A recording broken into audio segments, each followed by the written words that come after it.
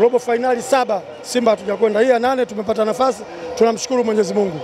Japo huko tunakokwenda kugumu, lakini mimi nasema tumefanya kazi kubwa angalau kutoka kwenye nafasi moja kwenda kwenye hatua nyingine. Ni jambo jema ambalo kila mwana Simba anatakiwa afurahie, na kama unavyoona wote wanafurahi.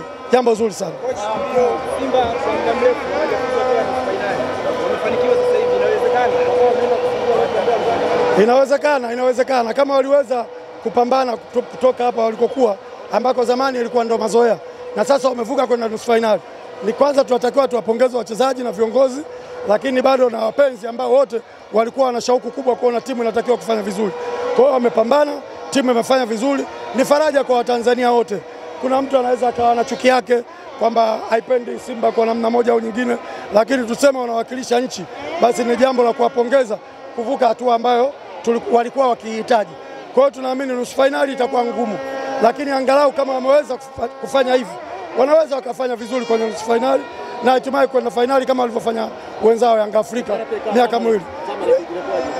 No matter nani yoyote atakayekuja atacheza, atapigwa tu, kwa sababu sasa hivi morali imekuja juu. Simba wachezaji wana morali ya juu na wapenzi wote nao morali yao iko juu.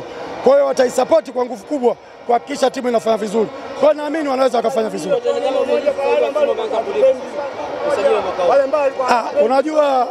Unajua mpira una mambo mengi. Sio tu kwamba ukimsajili mchezaji leo lazima akliki leo. Hata pool mpaka ushinde kuna hatua nyingi za kupita. Kete imekaa vibaya, ingine imekaa hivi nini, lakini as long Simba wamejua walikosea wapi, ndio maana wametoboa leo. Kwa hiyo naamini kabisa kwenye nusu finali kuna jambo zuri. Simba changamoto ni eneo la kufunga. Pengine unaoshauri nini wafanye kwenye eneo la kufunga? Mwalimu ameona atafanyia kazi, kwa sababu mbali ya hivyo kuna jambo ambalo umeweza kuona kwamba hata hivyo hatukuweza kushinda kwenye dakika ambazo zinatakiwa. Tumeenda sare, lakini tumekuja kwenye penati. Mwenyezi Mungu amesaidia tumepata, kwa sababu penati haina mwenyewe. Lakini vijana wametulia, wamepata penati, timu imeshinda, ni jambo jema. Unaona kombe likija Tanzania msimu huu? Sasa hiyo kazi ya shehe haya, ngoja tuendelee kucheza.